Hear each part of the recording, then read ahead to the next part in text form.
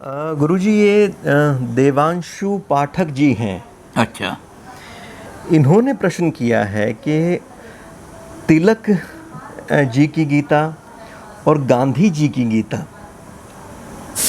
तो ये किस तरह से गीता के दो अलग अलग पाठ हैं? इनका जो भेद है, जो आधार है, वो कृपया स्पष्ट करें तुलनात्मक ढंग से। तिलक सबसे पहले आदमी हैं जिन्होंने गीता का प्रवृत्ति मार्गी भाष्य लिखा है। तिलक से पहले सारे आदमी जो थे वो निवृत्ति मार्ग के थे। यानी निवृत्ति मार्ग का मतलब ये है कि संन्यास ले लो, संसार के कामों में फंसोगे तो दलदल है संसार, तो मोह माया में फंस जाओगे, इसलिए संसार को छोड़ दो। तो अंग्रेज़ों ने, जो अंग्रेज़ नहीं है, मतलब जो ईसाई बिशप थे, पादरी थे, प्रचार करने के लिए आए थे, उन्होंने ये सारे में फैला दिया कि अगर तुम्हारे बेटे ने गीता पढ़ ली तो जिस दिन गीता पढ़ ली उस दिन ये कह करके ब्रह्म सत्यम जगन मिथ्या, ब्रह्म ही सत्य है, सारा जगत मिथ्या है, सारे रिश्ते झूठे हैं, तो ये कमंडल लेके घर से निकल जाएगा। तो लोगों ने गीता पढ़ानी बंद कर दी बच्चों को। निवृत्ति मार्गियों की गीता का नुकसान हुआ। प्रवृत्ति मार्ग जो लिखा है वो तिलक ने लिखा है।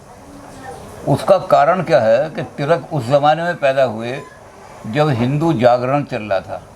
ये युग था हिंदू जागरण का युग। जब 1857 की क्रांति फेल हो गई, हमारी जो क्रांति थी, तो उसकी समीक्षा करने के लिए क्यों फेल हो गई, लोग बैठे इकट्ठे हुए और उसमें तरह तरह के जो चीज़ें आए। राजा राम मोहन ने कहा कि ये गलत चीज़ें हैं, इनको निकालो, तब तक हम संसार में ऊंचे नहीं उठ सकते। रविन्द्रनाथ टैगोर आए, उन्होंने बहुत सारी चीज़ें निकाल दी। तो समाज में एक जागृति आनी शुरू हुई और उस जागृति के आने के बाद तिलक के मन में, तिलक भी चूँकि बहुत ज़्यादा क्रांतिकारी थे, तीन ही आदमी क्रांति के आधार माने जाते हैं हिंदुस्तान में, लाल बाल पाल।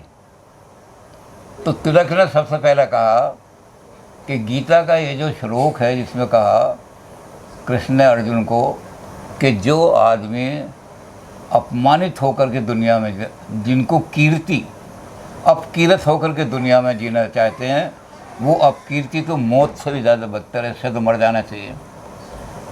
तो तिलक ने कहा कि सबसे बड़ा अपमान किसी के जूते साफ करना है, किसी के तलुए चाटना है। उन्होंने कहा स्लेवरी सबसे बड़ी अपकीर्ति है। तो अगर कृष्ण की बात को मानते हो, किसी गीता के जो जितने भी भाष्यकार थे पुराने, किसी ने नहीं कहा कि स्लेवरी को दूर करो, किसी ने नहीं कहा कि मुगलों के खिलाफ हथियार उठाओ गीता के। तो तिलक ने कहा, जब जागृति का युग आया, उन्होंने कहा कि सबसे पहले तो ये दूर करो, ये जो अपकीर्ति है, सबसे बड़ा अपमान स्लेवरी है।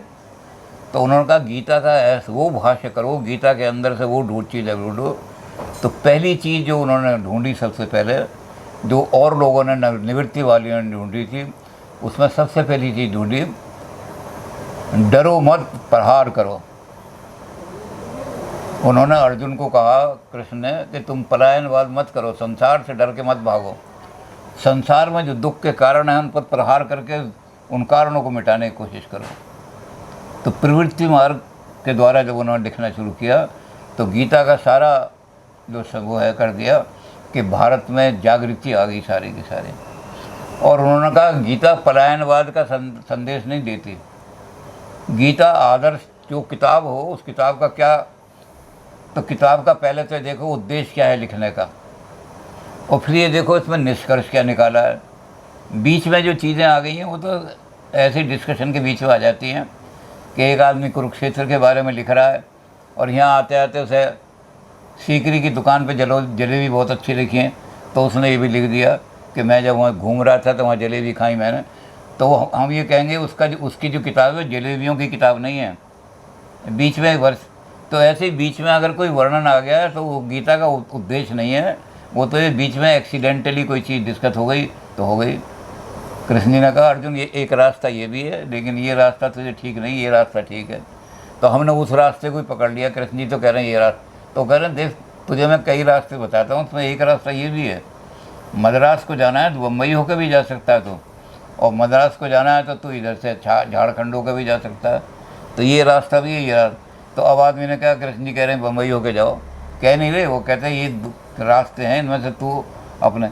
तो उन्होंने कहा जो रास्ता हमने चुनना है वो है भागो मत, प्रहार करो, पहली चीज़ तिलक ने कही। दूसरी उन्होंने कहा कि गीता का जो उपदेश है वो शुरू देखो कहाँ से होते, उद्देश्य क्या है गीता का। कृष्ण का ऐसे ही बिना उद्देश्य के बोलने लगे कृष्ण या कोई, तो उन्होंने कहा पहला जो वाक्य शुरू हुआ है धर्म क्षेत्रे कुरुक्षेत्रे, पहला वाक्य है धर्म, और जहाँ ख़त्म हुई है गीता वहाँ है मम, मतिर मम। तो कहते शुरू हुआ धर्म से और ख़त्म हुई मम पर, तो प्रयोजन भी पता लग गया और निष्कर्ष भी पता लग गया। तो गीता जो है वो धर्मशास्त्र है, मेरी ड्यूटी क्या है, व्हाट इज़ माई ड्यूटी। और उनका जब ड्यूटी पता लगती है तो आदमी को जिम्मेदारी लेनी पड़ती है। तो उन्होंने गीता को ये कहा कि गीता जिम्मेदारियों से बच के भागने की नहीं चीज़ है, बल्कि जिम्मेदारी को पूरा करने की चीज़ है।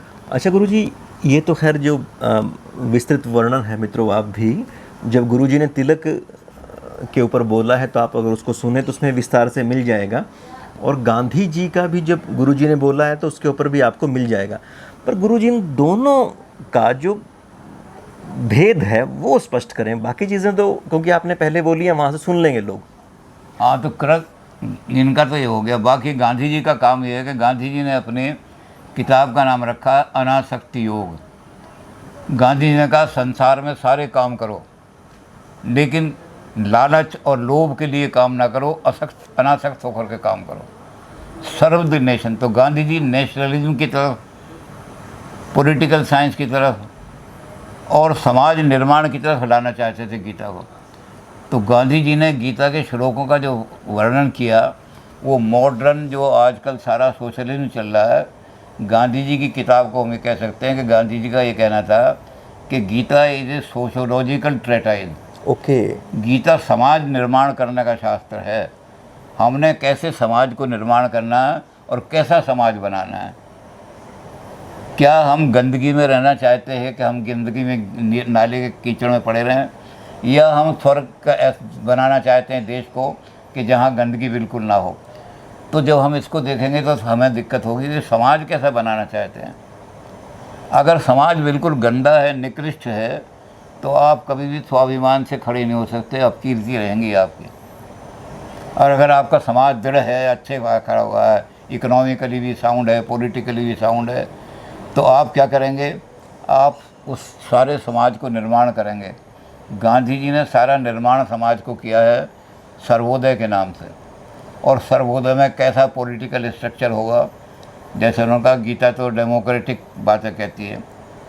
गीता कहती है फ्रीडम टू युवाम यथा प्रबुद्धन्ते, तो गीता तो सेकुलरिज्म की बात कहती है। तो मॉडर्न टर्मिनोलॉजी में बिल्कुल गीता को ढालने वाले आदमी और पाश्चात्य जगत को चुनौती देने वाले आदमी कि तुम जो समाज का निर्माण करने के लिए रूल बना रहे हो, कॉलोनियलिज्म, दूसरों को गुलाम बनाओ। हम कहते हैं ये हिंसा है सबसे बड़ी, किसी को अपना गुलाम बनाना ये भी हिंसा है, स्वतंत्रता का हरण करना भी हिंसा है। तो ऐसा समाज बनाओ जिसमें कोई एक दूसरे का हरण ना करे। तो उन्होंने गीता में से सारे निकालने। तो तिलक और गीता बात तो एक ही कहते हैं। तिलक जो है वो सारे समाज को जगाना चाहते हैं, ओके, क्रांति के लिए खड़े हो जाओ। और उनका एक ही वाक्य जो है भागो मत, प्रहार करो। इससे पूरा उनका वो स्पष्ट हो जाता है। और यहाँ ये हो जाता है ऐसा समाज निर्माण करो। वाह। तो हमारे समाज को, हमारे राष्ट्र को जिस समय जैसी ज़रूरत रही गीता की वैसी व्याख्या आ गई। हाँ, गीता के लिए एक शब्द लिखा है राधा कृष्ण ने, Gita is a potent armoury. वाह। बहुत ज़बरदस्त शस्त्रागार है, हज़ारों शस्त्र हैं तरह तरह के, इसमें तलवार भी है, बंदूक भी है, तीर कमान। तो Gita is a potent armoury whence from weapons can be drawn to counter attack any attack on Indian culture। Indian culture पर जब अटैक हुआ भौतिकवाद का, जो चारवाकों ने किया था और वाम मार्गियों ने किया था, कि भौतिकवाद फैल गया, विषयवाद फैल गया, कामनावाद फैल गया और आज सारे आदमी पतित होने लगे, तब शंकर ने गीता का भाष्य अपना लिख करके उसने प्योर स्पिरिचुअलिज्म, इतना ऊंचा स्पिरिचुअल कर दिया कि आदमी संसार को जगन मिथ्या, ये सब जगत झूठा है, आत्मा ही सत्य है। और ये कह करके उसने वो जो सारा भौतिकवाद था उसको बिल्कुल नाश कर दिया। तो जैसे जैसे समय पर, अब जैसे आज का समय आया तो उसमें था कि हमें पहले तो पॉलिटिकल आज़ादी लेनी है और उसके लिए देश को जगाना है। तो ये जो जागरण का मूवमेंट था, रेनेसा मूवमेंट जो कहलाता है, ये रेनेसा मूवमेंट की देन है तिलक और गांधी। विवेकानंद ने भी गीता पर अपने विचार दिए हैं। तो ये जो थोड़ा भेद है वो इसलिए कि हम कैसे कैसे राष्ट्र को उत्थान है, लेकिन लक्ष्य उनका एक ही रहा इन नए लोगों का कि राष्ट्र में एक जागृति पैदा कर दो। और जागृति के लिए उनके अंदर सबसे पहली बात ये बोलो कि ना हम किसी के गुलाम बनेंगे और ना हम किसी को गुलाम बनाएंगे।